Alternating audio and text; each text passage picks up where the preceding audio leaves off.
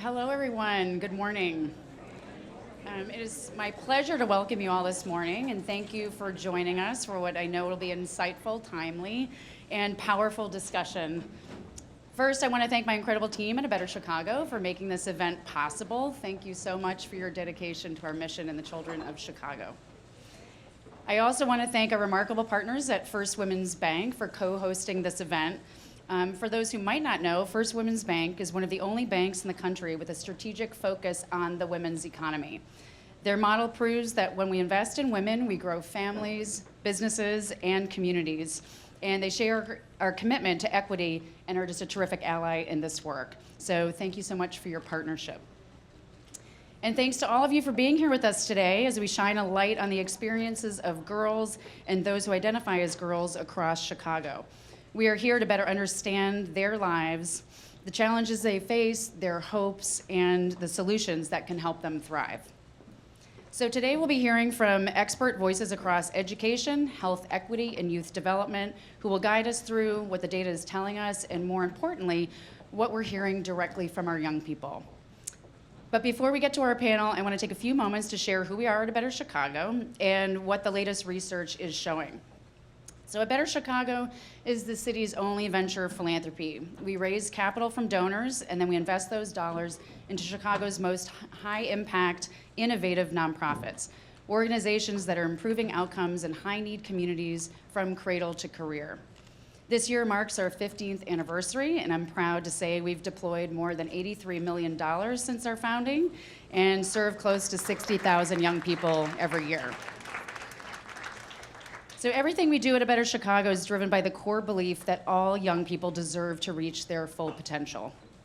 We know this often depends on their emotional well-being, academic success, and access and opportunity. And today we're here to focus on our girls in particular.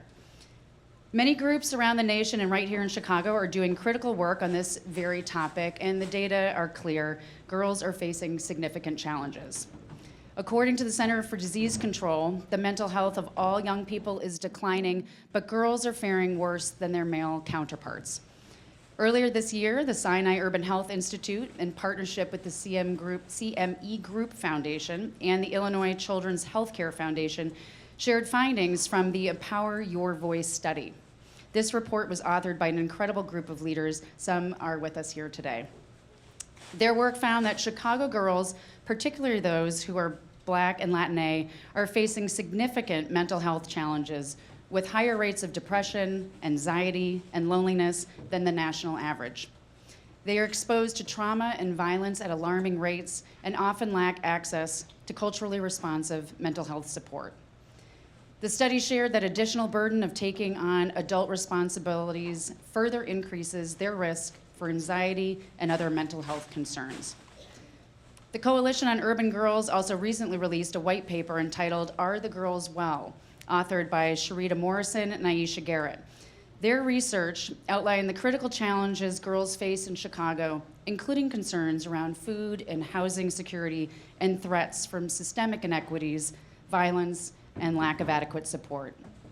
They make a case for a creation of a comprehensive quality of life plan, which outlines a roadmap to a more equitable future for all urban girls in Chicago. So while the findings can often be difficult to hear, I'm really encouraged by the critical work taking place here in our city. This summer, A Better Chicago conducted our own citywide research to better understand the experiences of young people. We surveyed hundreds of youth to hear directly from them on the issues that matter most. Our findings echo the trends I've just shared and further highlight the unique challenges facing girls and young women in our city. And I just want to walk you through a few of those today. So mental health and emotional well-being are impacting every area of their lives. For girls, especially LGBTQ plus youth, this is a growing and urgent concern. Girls consistently report their mental health is a major issue at significantly higher rates than their male counterparts. Our girls are showing real signs of struggle. They are more likely to report feelings of persistent depression and suicidal thoughts. And when we dig deeper, we find painful common threads, like early childhood trauma, experiences of bullying, and physical abuse are just far too common, and they really are taking a toll. More than half have already sought out mental health support, whether at school or in their communities, and yet many feel that that help is falling short.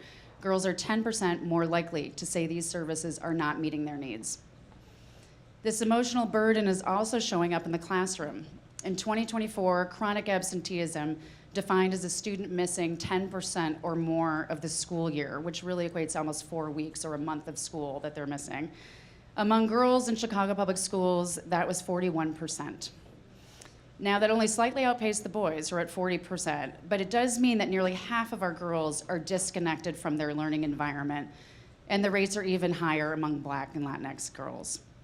When asked why they miss school, girls often point to stress, anxiety, and family obligations. But despite these obstacles, Chicago's girls really remain ambitious and determined. In fact, 79% of them plan to pursue higher education after high school, which is 10% more than their male counterparts. But even with those aspirations, nearly a quarter of girls still worry they won't graduate, highlighting a real gap between motivation and support. One of the bright spots in the data comes from outside the classroom, community-based programs, like the ones we invest in at A Better Chicago. They're clearly having a positive impact. An overwhelming 98% of girls who participate in these programs say they truly enjoy them. College and career prep offerings, especially those focused on internships, networking opportunities, and financial literacy, which I'm sure our friends at First Women Bank can attest to, are especially popular, with more than half of girls participating. Yet, too many still say they want to participate in these programs, but couldn't, whether because of time or access or other barriers. We also see that while many young people across Chicago believe in their ability to build a successful future, girls of color in particular still need more tools, more supports, and more systems working in their favor. And of course, we can't ignore the painful reality that ICE deportations taking place across our city are having a profound impact on our young people, especially within the Latinx community. Now, over the summer, before many of these raids began, our survey found that nearly half of Latinx girls over the age of 15 were already deeply worried about a family member or a friend being deported due to immigration status. And we know this number has only increased recently. These harmful actions are taking a serious toll on young people's emotional well-being, and in many cases, preventing them from safely attending school, an environment that should be a safe place for all of our children.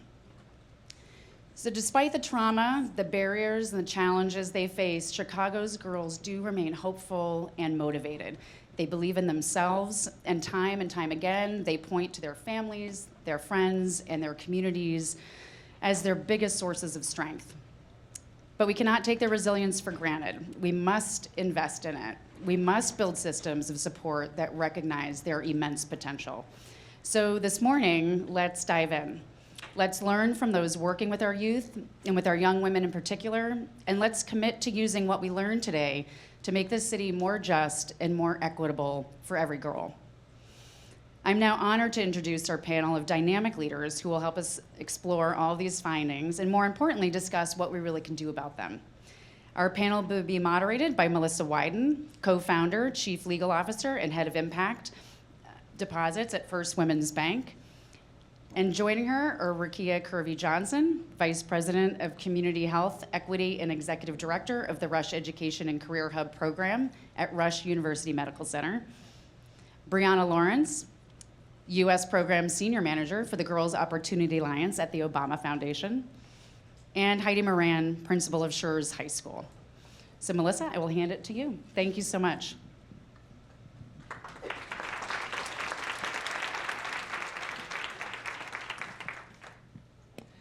Thank you so much, Beth. It is really my pleasure and honor to be here. I really want to thank Beth and the entire Better Chicago team for creating such a rich and robust community today, and for convening a very impressive group of leaders and experts on this very important topic.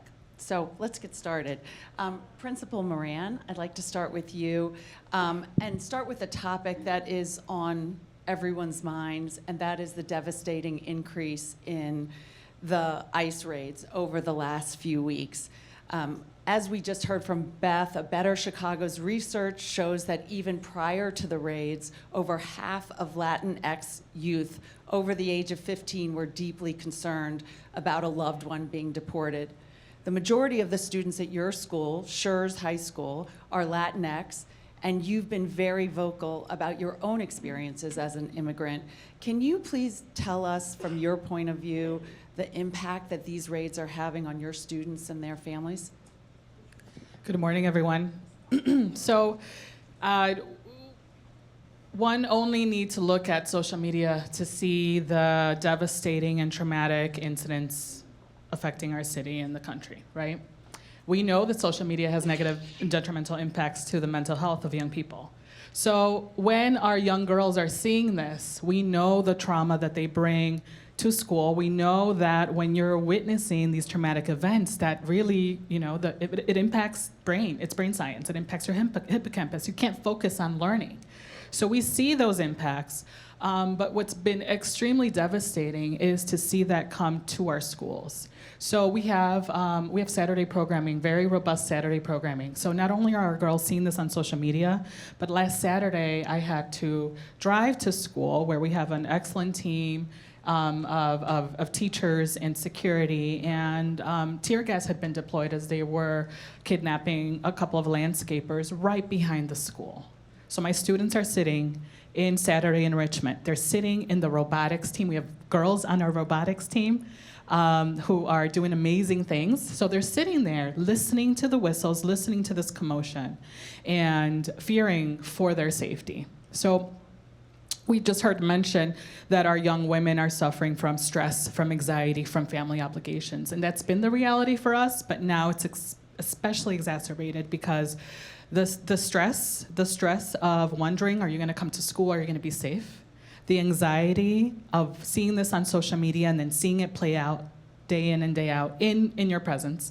And then the family obligations. So I have a lot of young women who are missing school because they either have to be the primary caretakers, they have to take their siblings to school, they have to pick them up because their parents are either too fearful to come, leave whatever their routine is. If they have to go to work, they just want to leave the house, go right to work. And so our young women are the ones doing that responsibility and then going grocery shopping. Or they're, and as I'm sure we'll discuss, I've got young women who are primary breadwinners at the moment because for whatever reason, their parents cannot work in the moment. So I have a young lady who I'm helping out, trying to source out a job because she's working 7 to 3 p.m. on the South Side, and she's a senior, and she says, I still desperately want to graduate. What can we do? And we just heard the metric on chronic truancy. So just as a reference point for high school, my students are there periods 1 through 8. So first period, if they're running late, if they have to drop off their sibling. And then second period, they're taking 2 buses because as we know with our citywide school choice, most of Schurz students, they come from over 40 zip codes. They're not living in the Old Irving area. They're not coming just from that area. They're coming from all over the city. So now I'm late because CTA is not running on the schedule that it used to be when I was a high school student at Lincoln Park High School. It's not running on schedule. So now they're missing those 2 periods. That's a half-day absence, and it accumulates. So I really want to point that out because when we see this chronic truancy percentage, we think, oh, these girls, what's going on with these kids? They're lazy, they're cutting class. No, really, family obligation, and then not having the adequate support to be able to make it to school on time, those half-day absences accrue, and these are the students, and this is how it's impacting them. So one follow-up to that. We know schools are ground zero and the first line of defense. How is all of this affecting your colleagues, the staff, the ones who are supposed to be supporting these students? What are you observing in the school? We have a very robust behavioral health team, counseling team, partners, youth guidance. WOW is a big one for us. And so we've always had them, and we've needed these supports. I anchor my conversation on 2 very, very real instances. We just had a former student of ours that has siblings in our school who passed away last week of very sad circumstances. And then 3 weeks before that, I had a student who collapsed in our hallway on the first floor of a brain aneurysm and never made it back. So when I talk about these instances, we have these supports in place for when these tragedies happen, right? And now everything is strained. So now not only do we have to deal with these obstacles that continue to come in our way and with our students and with the compounded on top of the trauma of the economic realities of the higher cost of food, the higher cost of living, the being, rentals and gentrification. So all of those things combined on top of now we have these additional ICE and other fears. So my staff has really stepped it up. Our community partners have really stepped it up. Our neighbors. And so it's just really straining what supports we already had in place. So now's the time where we probably need those tenfold. And it's how do we keep ourselves going? That's the crux in that, that's where we're at right now. As I'm here, every day as a school leader in CPS, I'm having to navigate and figure out, all right, what supports do we need today? What supports do we need today, and who do we reach out to? So that's been ongoing, so thank you for asking, and I do implore on everyone, and as I'm sure you'll hear from us, it's continuing to provide these supports, because as these realities have developed, the funding cuts have really hit us hard and have reduced some of the supports we've always had. Bree, I have a question for you. Let's pull back a little bit and talk about how we are and should be supporting young women. Your work at the Obama Foundation seeks to empower girls to reach their full potential, both here in Chicago and around the world. Can you talk about some of the strategies that you're employing locally?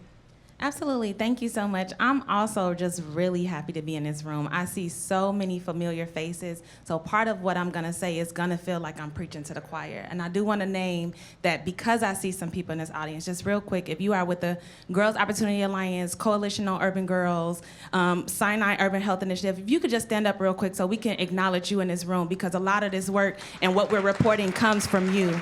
So thank you so much. At the end of this, if you all want to speak to some of the women who just stood up, I encourage you to do so. In terms of our strategies, one, I just want to take a quick step back. With the Girls Opportunity Alliance, we were first Let Girls Learn in the White House, Mrs. Obama's initiative. And part of that was because millions of girls were out of school globally. That was our response, is to create this initiative to support global leaders. And 3 years ago, we actually pushed our work into the US, starting in Chicago, because it's hometown to President and Mrs. Obama. It's my hometown as well. And we've been able to do a kind of pretty much mirroring what we do with our global community. So our strategies is just really simple. It's just 3. So 1, we are connecting grassroots organization leaders. We want them to get to know one another because they are best positioned to share best practices with one another.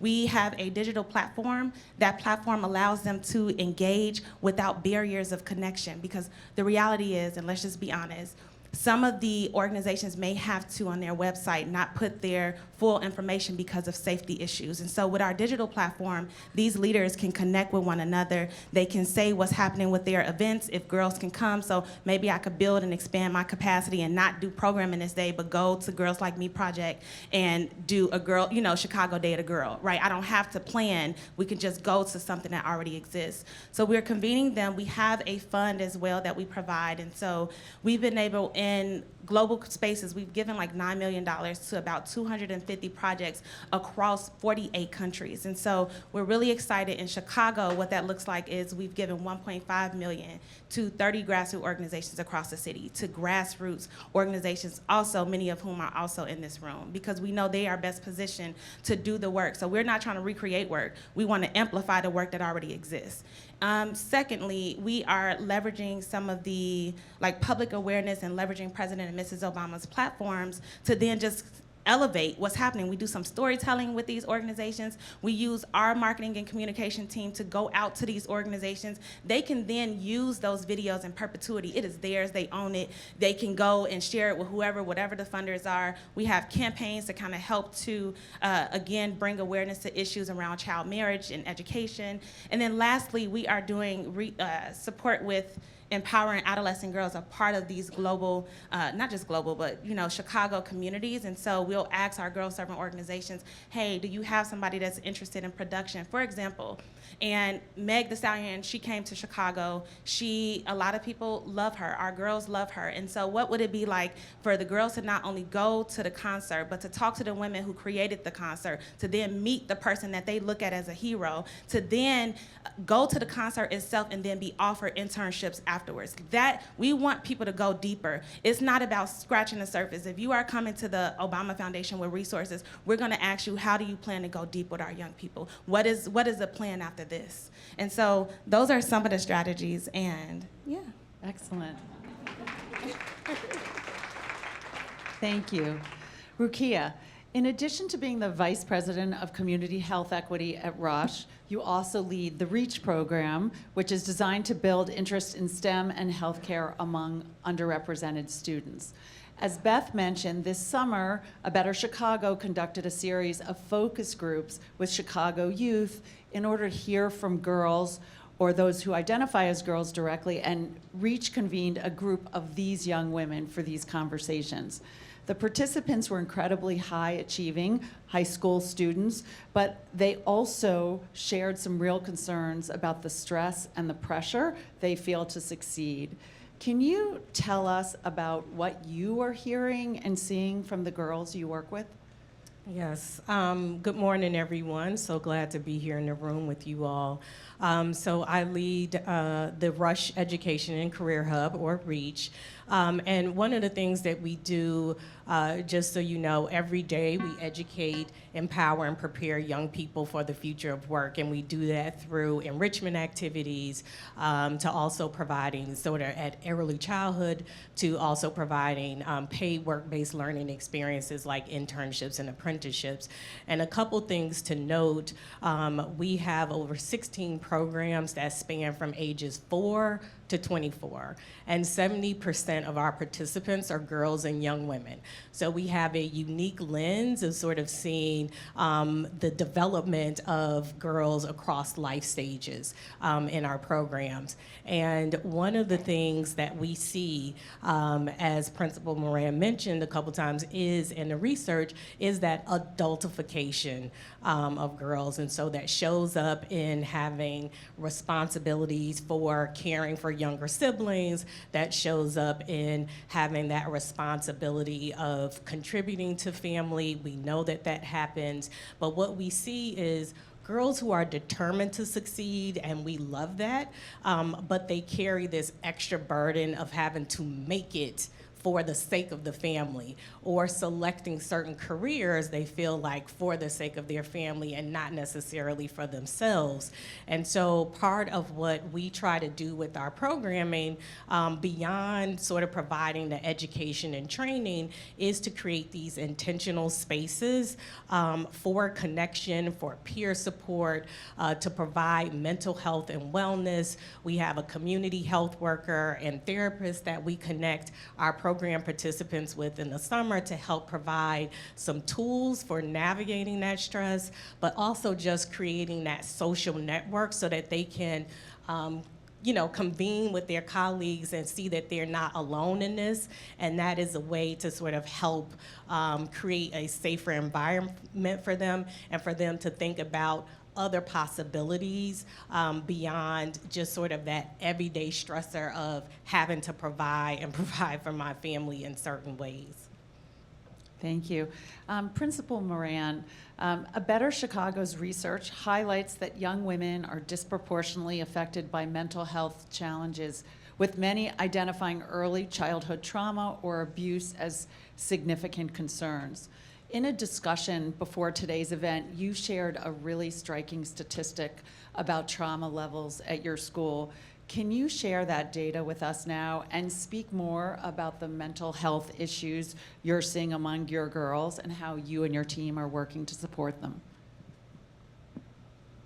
We know that post-pandemic, there's been a lot more mental health challenges, right? We know that with the advent of phones and social media and how students navigate those spaces, that's been compounded. But even before pandemic, I know we have some wonderful partners in this space. from youth guidance. And in the space, in our building, that's one of our partnerships that helps support our in-house counselors that we have that support our students. By the way, our counseling ratio is typically it's 1 to 300 students. So I just kind of want to give you the basis of the in-house counselors and why these partnerships are so essential. And so with the partnerships, they ingrain themselves in our teams. And so as teachers notice, I'm trying to work with the student, I'm not able to reach them, there's something else going on. Teachers are wonderful, teachers do so much, but there's a limit at how far they can reach. They have 30 students in front of them at any given time. And so as students get referred out, I know there was a study and there were research that was conducted, and they interviewed our students, and I know I was surprised, but extremely alarmed. 90% of our girls at that time, before pandemic, had experienced clinical levels of trauma. And that's for our students at CHURS, and we knew that. We suspected it. We knew that at CHURS. We know we got our young people from all over the city, and they experience poverty, and that within itself engenders, right, a lot of traumatic experiences. But to see that statistic and to see it confirmed did a couple things for us, which is, of course, we need more support. We need to train up our teachers.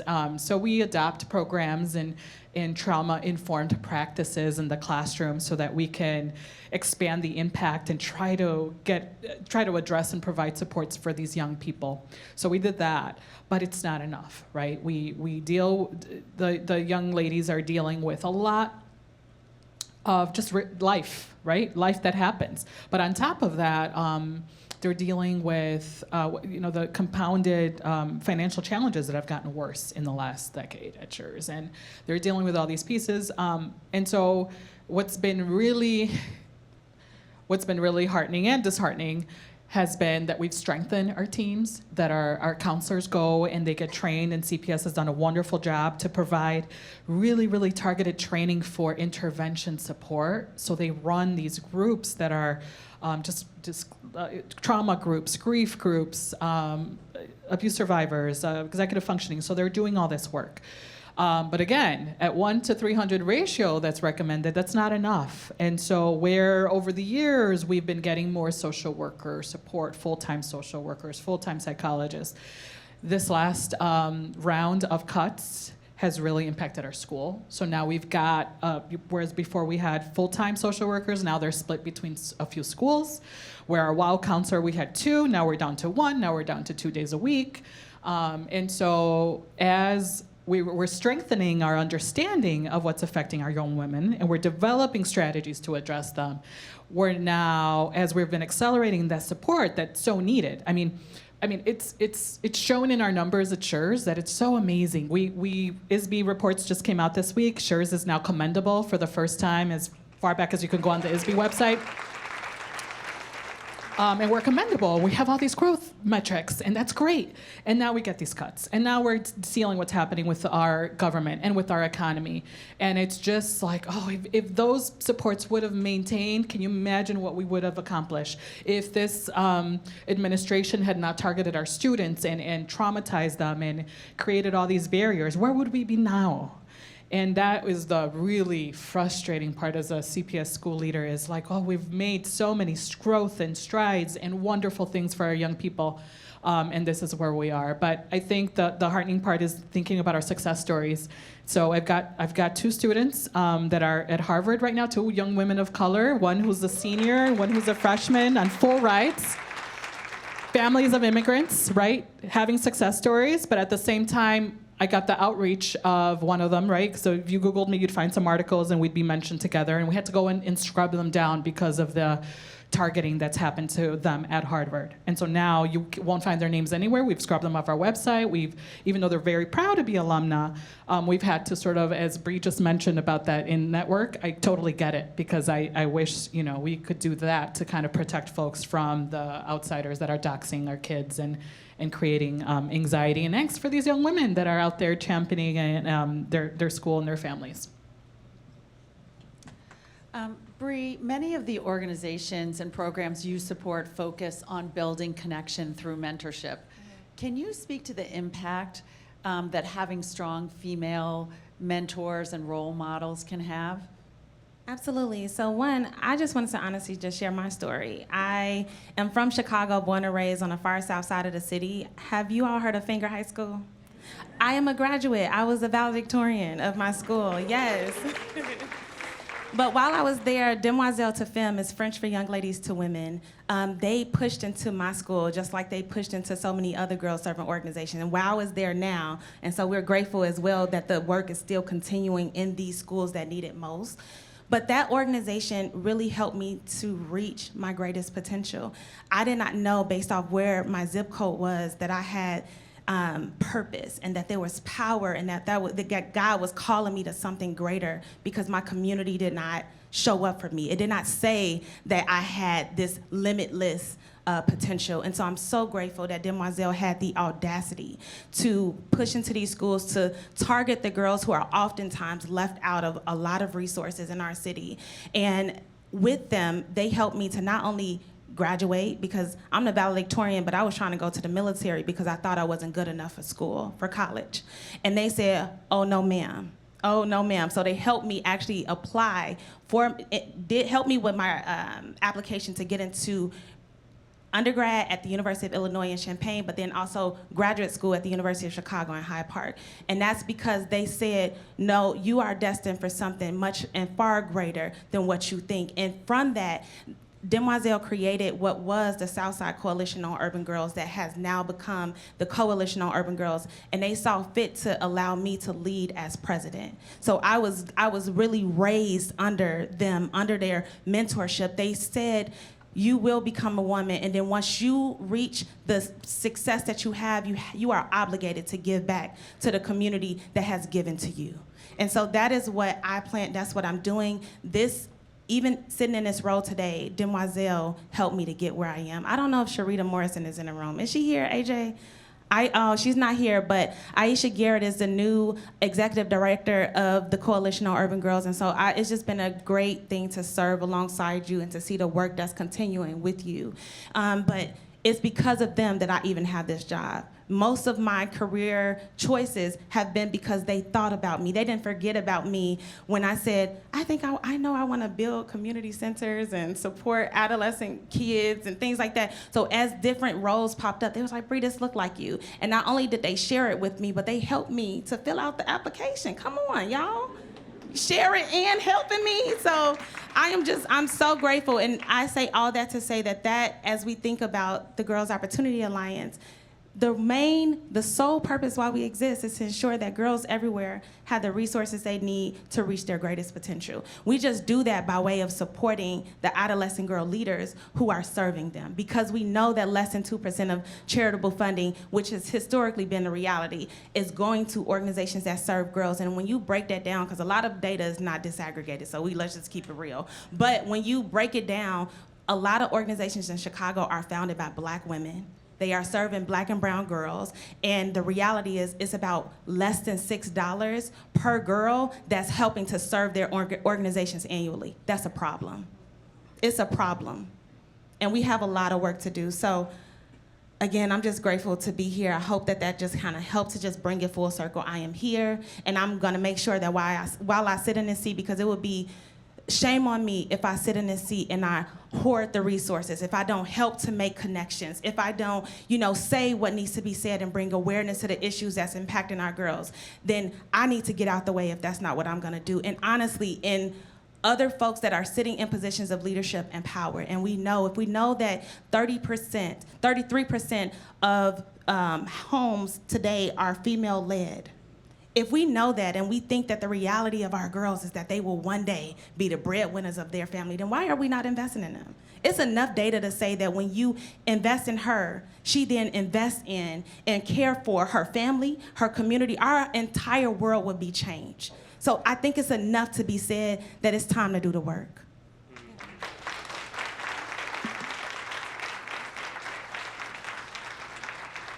Thank you for that, Bree.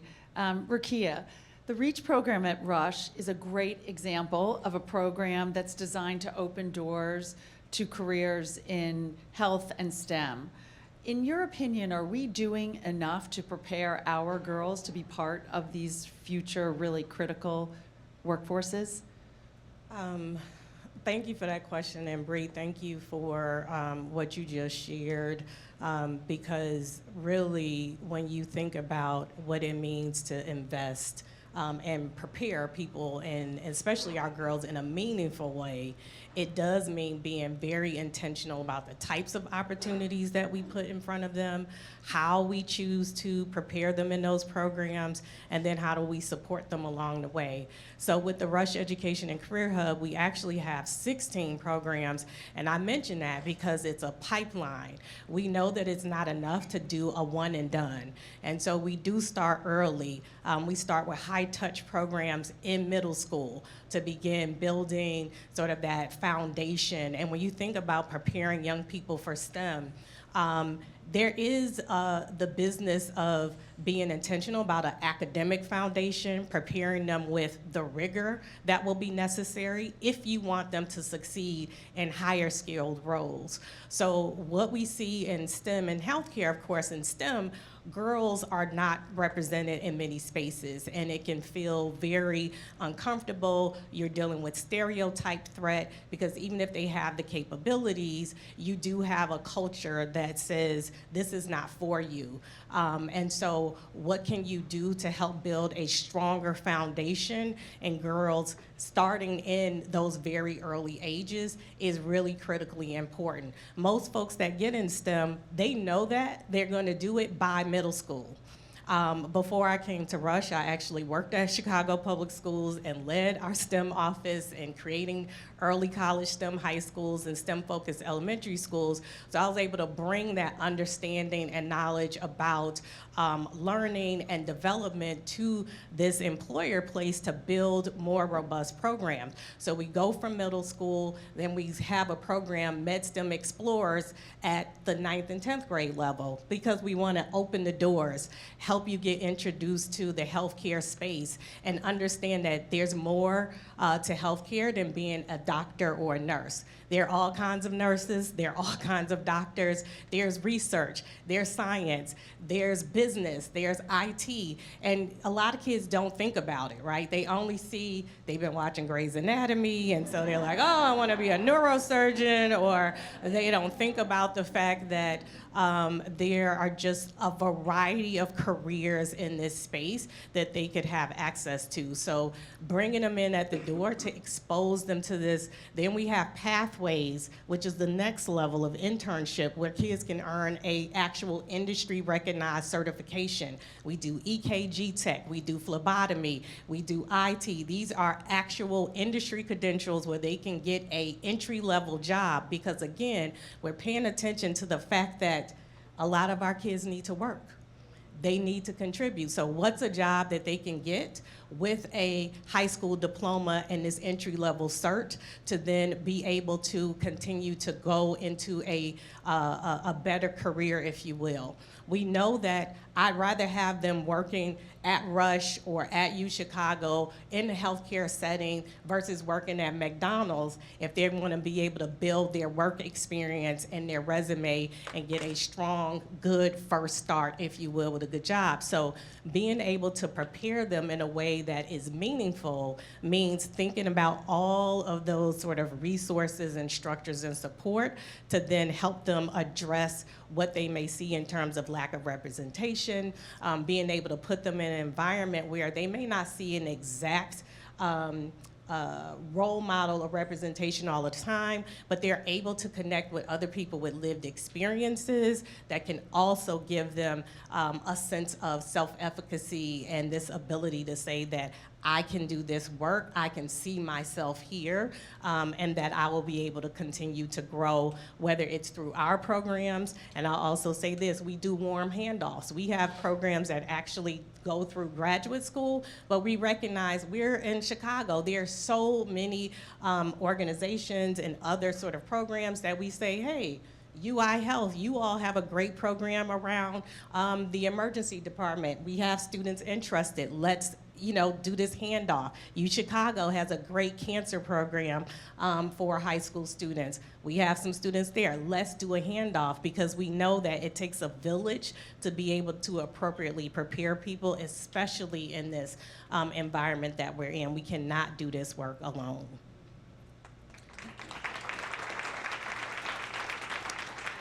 So I want to talk a little bit about partnerships and collaboration. So at First Women's Bank, we are big proponents of the benefits of partnership and collaboration. That is how we launched the bank. That's how we're building the bank. We partner with nonprofits and foundations and large global corporations. And we know that the strategy of acting together, acting collectively, has never been more important than at this moment. And I know that many of us in this room would agree that the nonprofit sector is one that can benefit from increased collaboration. Bree, this is something that you try to foster through your work at the Opportunity Alliance. Can you discuss some of the strategies you employ to break down silos between organizations here in Chicago? Absolutely. So we actually just convened 100 girl-serving organizations and stakeholders in August. And part of that, again, is to make sure that they know one another. They often say, hey, we need support with board development, succession planning, fundraising, right? Then how might we leverage our resources to break down the barrier of cost to get these leaders access to the tools and resources they need so that they can do the hard work on the ground with our girls? And so that is part of what we do. We have, again, like I said, the digital platform. In that digital platform, there's also, we offer network sessions. And so if we're not convening them in person through our large gatherings or like smaller groups, we'll also offer it so that now not only do your staff get access to this, or not only do you as a leader get access, but your staff has access to these resources as well. So those are, in terms of like breaking down the silos, that's what we see is, one, you gotta bring the people together. And part of what needs to happen is folks have to do the research, know who already is doing the work. Do we have to keep starting new things? I don't think so. I think we have a great source of organizations that already exist in our city that's doing great work. They just need the resources to do their work at scale, if that's what they so desire. You got some organizations in the audience who prefer to go deeper versus going wide. And so that's okay too. We need both. We need you to have deep roots with the girls that you're serving, but then sometimes you may have more capacity to, and some of the girls may have the ability to be served in a different way that's maybe not as close up, but you're still following them through their success. And so that, alongside, it's just so many things. I'm like, you guys, there's so many things that we're doing, and it's hard to really kind of share it all in this time and in this space, but that's really the main thing. And I'll say last thing, with the stakeholders in the city of Chicago, the Coalition on Urban Girls, the Urban Health Initiative, the University of Chicago, the Office of the City Clerk, we're all coming together so that we can figure out with our tools and our resources, how do we now talk to stakeholders who have the ability, the influence, the power, the resources to ensure that what we're requesting and asking for is getting done. So I'm really happy that you all, Beth, that you mentioned about the quality of life plan that the Coalition on Urban Girls is seeking to do. So stakeholders who are interested in different capacities, they are more than welcome to be engaged with that work. We need folks across levels to be involved. Everybody here plays a huge role and could do a whole lot, whether that's mentorship. Some of these organizations need mentors. Maybe that's a capacity that you have, and if it's not, constant, maybe it's every now and again. Go to some of their in-person. They could use some extra hands on deck. I know, am I speaking to the audience or the crowd? Okay, amen. So yeah, they can use some resources. There are researchers in the audience. One of the things that we also connected was researchers who are doing this work on Black women and girls. Like, are you connected with some of these girl-serving organizations? Are you connected with the coalition? So we are quite literally connecting from the city of the city police to elected officials to everybody. We are a 501c3. We're, the Obama Foundation, so we are apolitical. However, we do know that we have a unique position where we can at least, at minimum, bring the people together so that the right people are in the right rooms. I've been to many rooms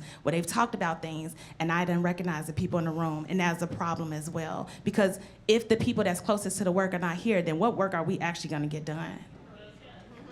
Thank you. Rakia, in addition to leading REACH, your work also focuses on improving health equity on Chicago's West Side.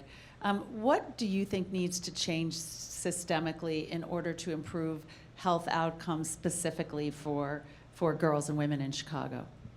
Of course, there are so many things, but in the interest of time, I'll share sort of two key things that I think about. One, investing in our community health infrastructures like our community-rooted health centers, and making sure that we can put care closest to home.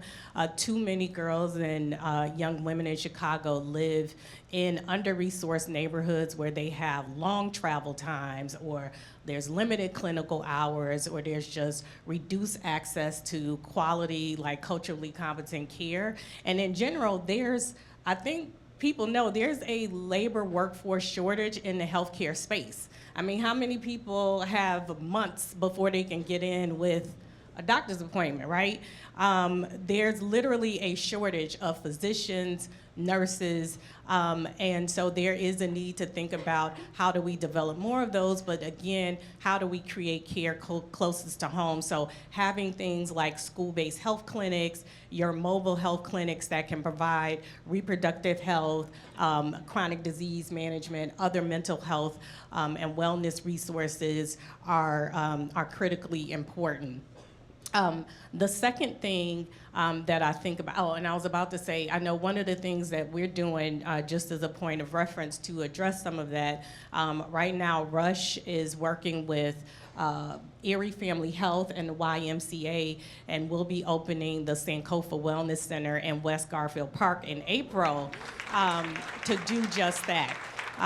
West Garfield Park has one of the lowest life expectancies in the country and in this city. And so again, being intentional about putting care closer to home is a way to make sure that that care is preventative versus being reactive, right? The second thing I would say is just to deepen what we talked about already, which is advancing workforce development and economic justice, providing workforce development opportunities where we're creating pathways to jobs that are in demand and growing is really critical and important when we think about those fields that are growing. Again, it is healthcare, there's education, there's tech, there's manufacturing. We're sitting here in the M-Hub today. There are intentional things we can do about creating pathways to those jobs. And then there's also sort of the policy piece around affordable childcare, right? And paid family leave, along with the living wage, that are critical factors in being able to improve health, because economic instability is one of the most powerful predictors of health outcomes. And our ability to sort of improve health at scale is gonna require having a bold solution that includes a number of factors, including the ones that I just mentioned. Thank you. So we only have a couple more minutes. I'd like to just pose a question to all three of you and then go through some of the questions we've gotten from the audience. And let's try to end on a somewhat of a positive note, given everything we've talked about today. So Beth mentioned A Better Chicago's recent survey that found that despite all of the challenges faced by Chicago's youth, specifically women and girls today, 98% of the youth surveyed were optimistic about the future. In each of you, you all work in a capacity where you are on the front line supporting women and girls in Chicago. Can you tell us what gives you hope? Even one thing. For sures, it has to be the community support that is rallied to support us, either with ICE raids, either with helping out and being a trusted adult on the corner, whether it's the organizations that reach out to us to provide additional supports, the community of leaders that support me, some of the great things that have come through policy changes at CPS and how we run schools and how we support our young people. It's all of that community, because see the impact that that has on our young people. So right now I have actually my new NHS president is a Latina young lady who has vision, is strong, and she's helping kind of organize a mini conference for us with our student body. And it's to see how everything's impacting her, and yet she comes to school ready to go, ready to roll, is absolutely inspirational. And it's that sense of belonging we've created at our school. It's not just inclusivity, it's belonging. She feels she belongs, she feels she needs to take up space, she feels she has to pay it forward because of all the other people who are there investing their time, their mentorship, their support, and their love as she's growing into the young, wonderful adult that she's gonna be. Love that. Thank you. Rukia? I would echo that. I think what gives me hope is looking out in the room that I see here today. I'm the mother of 2 girls, and so again, this is deeply personal for me, but I think seeing people who are committed and passionate about this work is incredibly hopeful, along with being able to see some of our young people just grow. I cannot tell you how gratifying it is for me to see some of the young women who we start with in middle school who have then grown and they graduated and they're now starting medical school, and just being able to see that this type of work, when you are intentional, that it can actually do all that we hope it will do. And I hope that, what you all have been able to hear in the room today will continue to kind of get you fired up for the work to come. Thank you. And what I would say for me, what gives me hope, that's literally what the Obama Presidential Center is. The whole goal is to bring hope home. That is what we want to do. It was intentional that we chose Chicago and that we chose the South Side, a side that has been divested in for far too many years. It's time to change the trajectory of the lives and the families and of our girls in those areas. What also just kind of gives me hope, generally speaking, again, is these spaces. It's bringing all these people together. The Obama Foundation and Girls Opportunity Alliance, we look at ourselves as conveners. My Brother's Keeper Alliance does the same thing, that in order to get where we need to go, we have to break down the silos. We have to work together because it then will produce a better Chicago. That's what we hope for. That's a piece of the pie that we can all do together, is working better together.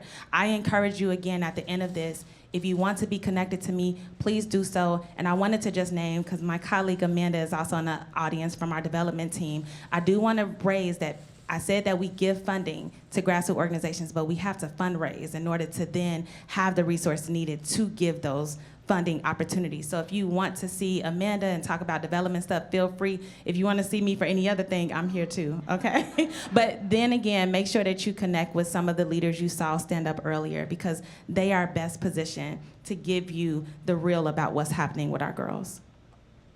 Thank you. And I have to say, I 100% agree that at this moment, community has to be the answer. Coming together, working collectively, and spending time in these ecosystems of care and support, like all of you being here today. This is really important for all of us in finding solutions and supporting each other and facing the challenges. So thank you all. I think we have time for another question or two. And I want to go back, Principal Moran, to what you were talking about with social media. And we know that the impact of social media on girls and their mental health is vast and is serious. Can you talk about a little bit about whether you see a difference in how young girls interact with social media now versus a couple of years ago? I think we've definitely seen the impact of all these tech companies and AI and developing algorithms that target our young people, especially young women. And so I think what's happened, typically girls in M&S say this, I think, just obviously understanding that I don't have all the research, but I'm speaking, as Bree encouraged me backstage, to speak from the heart and tell your truth. So She's a motivational speaker back there. So as she was really pushing for that, I'm thinking, one of the points of frustrating ahas that we realized when we had all these additional traumatic events is that we have wonderful, robust systems and safety nets for our young men, because when they exhibit their trauma, it's usually in ways that are perceived to be societally more destructive and more negative, right? Or just has a bigger sort of pronounced visual impact. And with our young women, that's never really been the case, or at least that hasn't been the case in the middle schoolers and high schoolers that I've worked with in my career. And so what that's done, and now as they recede into social media as a coping mechanism, or as they are targeted for social media consumption, we are seeing all of the typical signs and challenges that we saw before. And so suicidal ideation is sky high. Eating disorders, the way that anxiety manifests itself, the interruption and not being able to focus on learning, right? And so while we have all these great programs in place, I think it's wonderful that we're convening, and that's part of the reason I was encouraged to come, is because telling our stories and sharing what's really happening on a daily basis will hopefully compel those business leaders in philanthropy to really pay a special focus on our young women. And my fellow panelists up here were sharing, just all the things.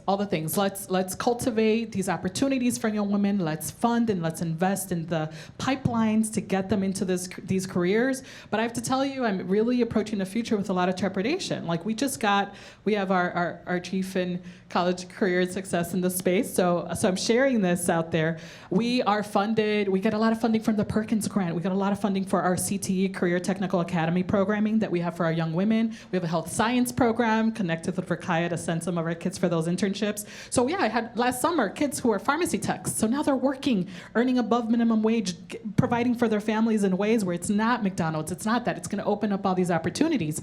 But at the same time, I'm holding my breath because I'm like, we just got re-awarded this position last year. Oh my gosh, are they going to cut? What am I going to do? What am I going to do? So she's shaking her head no, because I know she's a champion for us, but it's always on the horizon. Like I was just sharing with the ladies back there, we have a food pantry we just set up, and that's inspiring to me. But also, why do we need a food pantry? Because we've cut the third hot meal and the Saturday meals for our students, and they're going hungry, and you can't work on robotics from 8 to 2 p.m. on a Saturday and not have enough calories to power that brain power. So we're leaning on community, we're leaning on all these additional resources to provide snacks and additional calories. I mean, this is what we're talking about, right? So I know we're saying we're not going to cut funding for this position, and we've cut in all these other ways that's really impacting our youth and our young women. But I don't even know how we began, but I just needed to get some of these thoughts out there. Thank you for sharing that. You are on the front lines. You are seeing what we all need to know is happening. So, and thank you to all of you for being here. This was a really important conversation. We should be talking more about what we are doing to support young women in this city. And thank you again to A Better Chicago for bringing this group together, and very grateful to be here.